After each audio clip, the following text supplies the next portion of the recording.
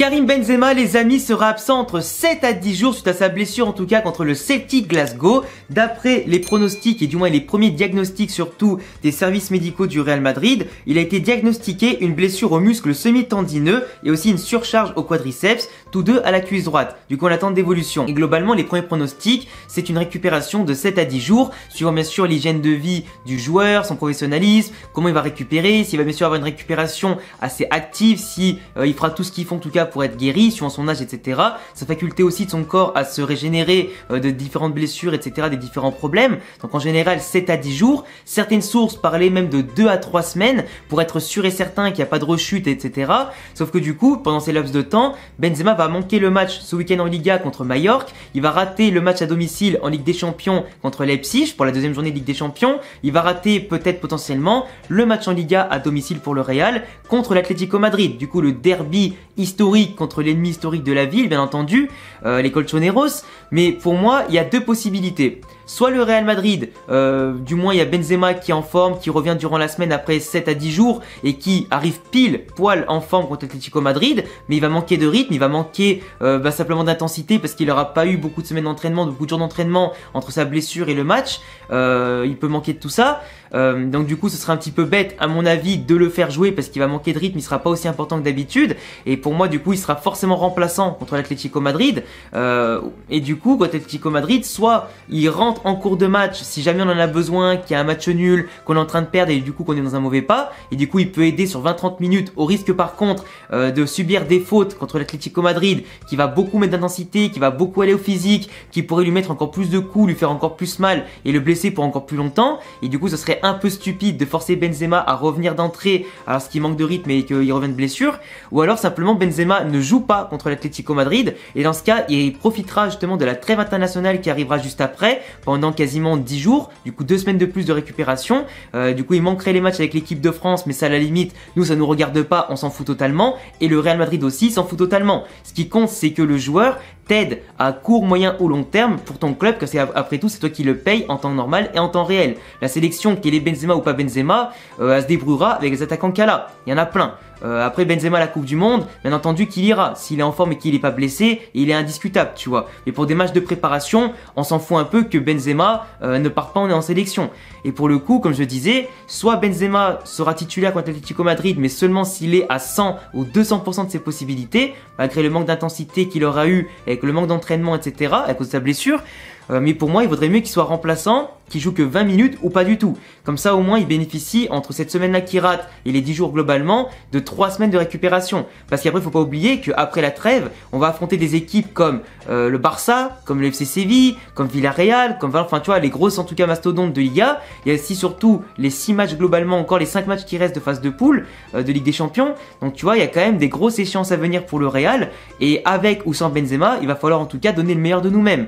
Parce que là, aujourd'hui, on a de la chance que justement la trêve internationale arrive après l'Atlético Madrid. Sinon, Benzema aurait raté 5-6 matchs et pas seulement 2 et potentiellement 3 avec l'Atlético Madrid. Ce qui serait problématique pour nous au niveau de l'attaque, la création du jeu et bien sûr, on perdrait notre seul attaquant vraiment indiscutable et de très haut niveau. C'est là aussi qu'on peut se dire, mais Ancelotti ou du moins surtout Florentino Pérez et la direction du Real Madrid, ils ont été radins, ils ont voulu faire les pinces à ne pas prendre un autre ailier surpuissant sur le marché ou un autre attaquant surpuissant sur le marché. On a même prêté, même vendu Latassa à Retafe et aussi Borja Mayoral pour garder Mariano que personne n'en veut et lui-même il était un petit peu casse-couille pour pouvoir partir et finalement il est resté.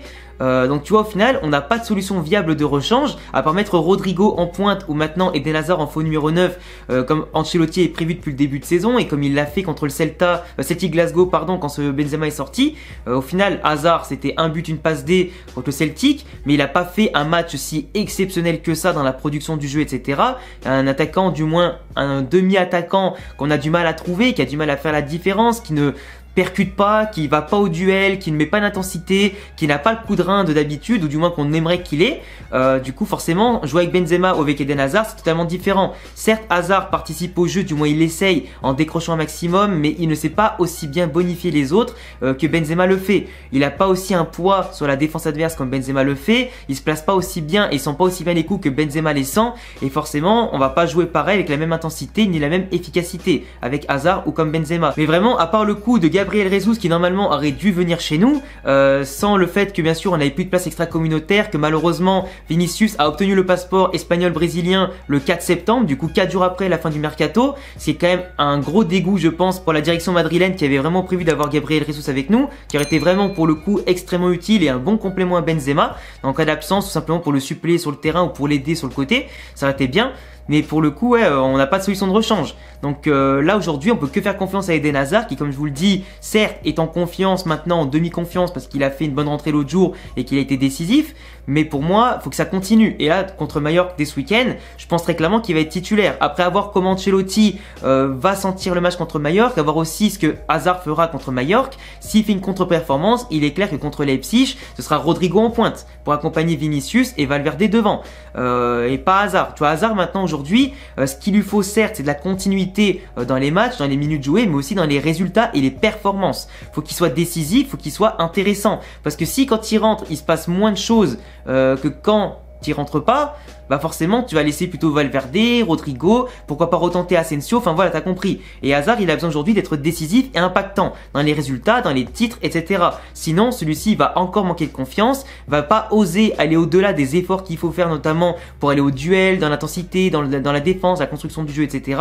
Et ça va être problématique, ça va être problématique. Mais pour le coup, ouais, tu vois, mine de rien, dans notre malheur, on a quand même de la chance. On a de la chance que Benzema ne soit pas blessé 2 à 3 semaines. Mais de l'autre côté, on a aussi de la chance que Hazard, peut-être, peut commencer à se revendiquer. Peut-être. On sait pas. En tout cas, on en aura besoin. Autre chose à dire, c'est qu'on a aussi potentiellement le jeune Iker Bravo qui vient d'arriver au Real Castille, qui pourrait être promu en équipe première, qui pourrait lui, en tant que vrai attaquant de pointe, aider le Real à marquer des buts. J'en ai parlé sur ma chaîne, je l'ai présenté il y a maintenant quelques semaines maintenant.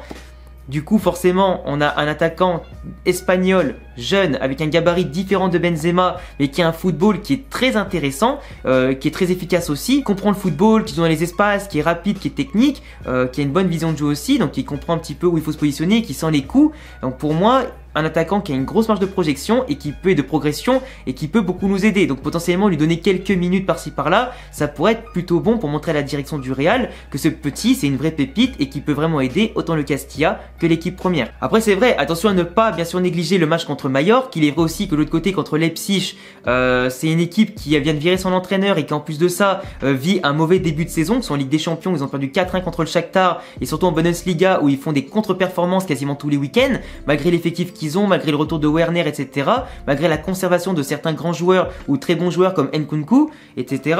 Mais en tout cas, pour moi, le Leipzig, ils sont pas négligés non plus, malgré le changement de coach, etc., qui pourra peut-être leur donner une nouvelle dynamique en attendant, mais en quelques jours, c'est compliqué.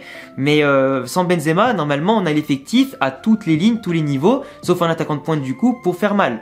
On peut créer du jeu, on l'a vu contre le Celtic Glasgow, sans Benzema, il y a eu quand même 3 buts, il y a eu 3 buts plutôt beaux, donc pourquoi pas refaire la même chose quasiment à tous les matchs. On a les moyens, on a les footballeurs, on a le bon coach, on a la tactique, on a les bons techniciens, on a des bons finisseurs, donc il faut le faire, il faut le faire. Donc oui, on pourra en vouloir à la direction madrilène de ne pas avoir signé de neuf ou d'autres ailiers attaquants en tout cas de haut niveau pour ce genre de situation, car imaginons Vinicius se blesse aussi, on n'est pas dans la merde, après derrière pour créer les occasions, etc.